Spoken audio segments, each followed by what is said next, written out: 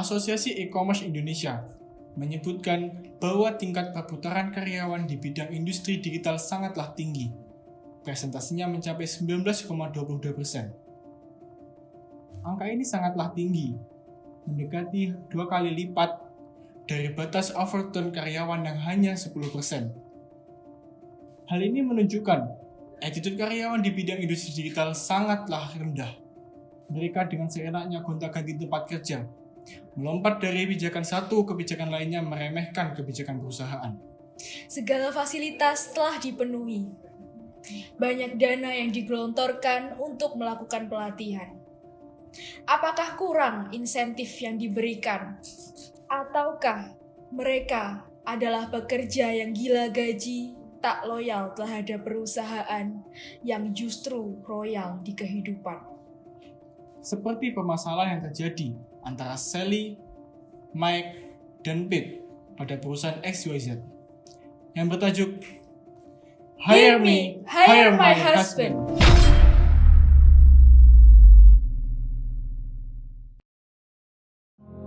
Pete Keating, Direktur Divisi SDM perusahaan XYZ, mencari teknisi yang dapat menambah kekuatan teknis dalam divisi komputernya. Ia lalu menemukan Sally, fresh graduate berbakat yang memiliki semangat kerja yang tinggi. Namun, Sally hanya mau bekerja dengan suaminya, Mike, seorang jurusan pemasaran namun kurang berbakat. Pete tidak melihat talenta khusus dalam diri Mike, jadi dia menyimpulkan bahwa staf marketing perusahaan tidak akan tertarik padanya. Akhirnya keduanya melakukan tes wawancara. Sally membuat semua orang terkesan akan tes wawancaranya. Ia bisa menggunakan aplikasi komputer yang belum dimanfaatkan di perusahaan XYZ. Caranya membuat simulasi produk juga sangat menyentuh pikiran. Sebaliknya, Mike melakukan tes wawancaranya dengan buruk. Penampilannya pun kurang sesuai dengan suasana konservatif di perusahaan.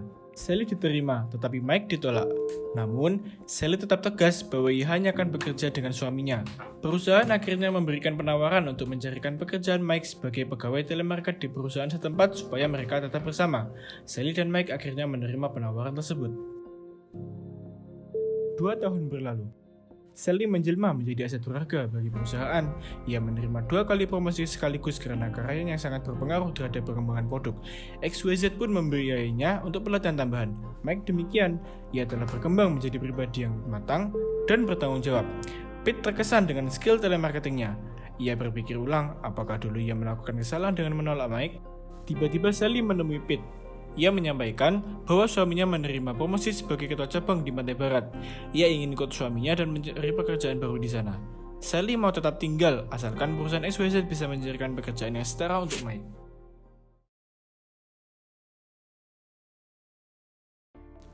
Dengan mempertimbangkan resiko kehilangan Sally, dampak kehadiran Mike, dan potensi kedatangan mereka berdua di perusahaan XYZ, maka sebaiknya perusahaan mempertimbangkan untuk mencarikan pekerjaan Mike demi mempertahankan Sally.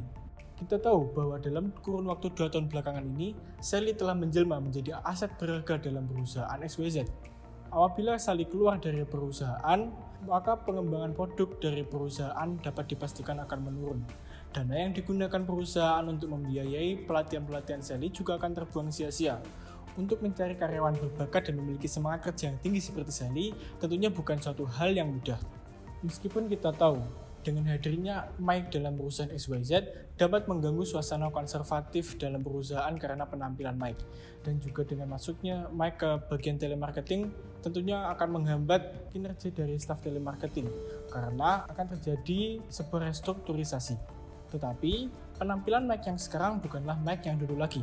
Mike yang sekarang telah berubah menjadi pribadi yang matang dan bertanggung jawab.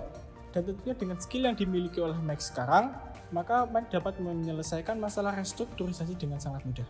Dengan bertahannya Sally di perusahaan dan datangnya Mike di perusahaan itu juga, maka sektor telemarketing yang sebelumnya belum ada pada perusahaan akan berkembang lebih pesat karena datangnya staf ahli yaitu Mike itu sendiri. Dan dengan perencanaan produk yang matang dari Sally dan staf marketing yang mumpuni dan ahli seperti Mike, maka itu akan menjadi suatu kekuatan besar bagi perusahaan XYZ ke depannya.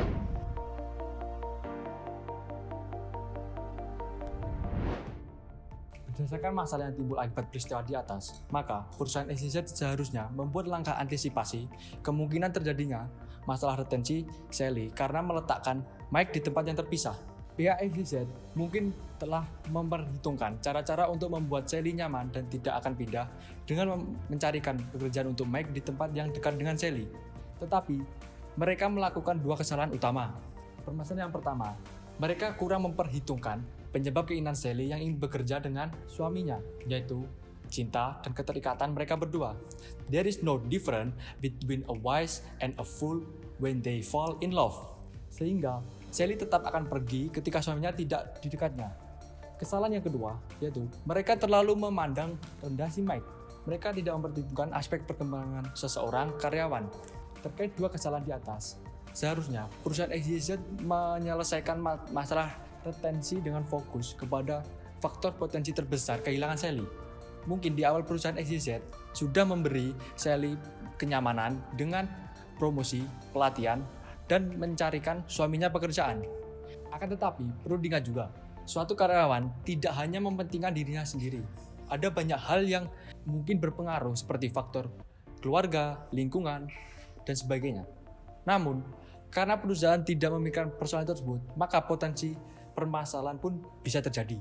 Dengan perusahaan memikirkan hal itu dari awal, ibarat menanam kopi di mana investasi mempertahankan Sally dan mengajak Mike pasti akan dapat dinikmati di masa depan, mengingat mereka adalah orang berbakat. Maka, masalah retensi yang terjadi seperti pada Sally tidak akan terulang kembali.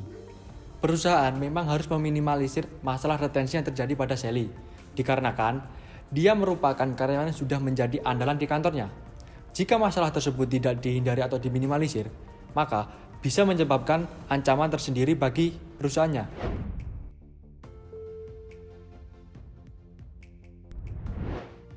Menurut kami, dalam kasus tersebut seharusnya perusahaan lebih berhati-hati dalam mempekerjakan karyawan dari keluarga berkarir ganda. Dalam hal ini, dengan lebih selektif dalam memilih karyawan, sebuah perusahaan akan lebih mudah untuk berkembang menjadi perusahaan yang lebih maju.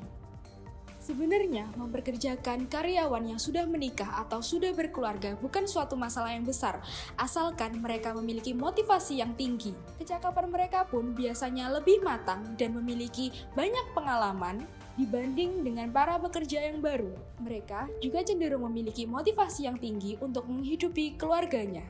Namun, pada era seperti saat ini, perusahaan membutuhkan ide-ide cemerlang dari para milenial bangsa yang siap menghadapi perubahan-perubahan dengan tren-tren masa kini untuk menghadapi revolusi industri. Demi memiliki masa depan perusahaan yang baik, maka sebuah perusahaan harus bisa mengatasi segala macam resiko yang datang di kemudian hari.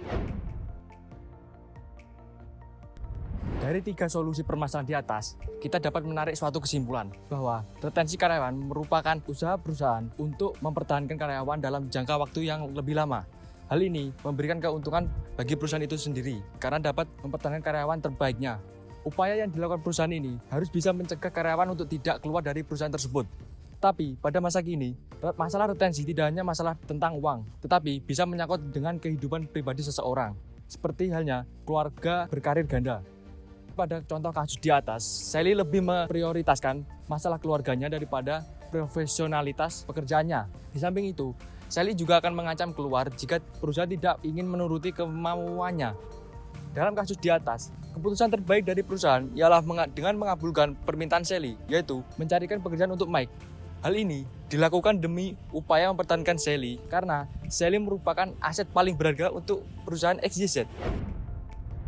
Demikian penyelesaian dari video studi kasus Hire Me, Hire My Husband.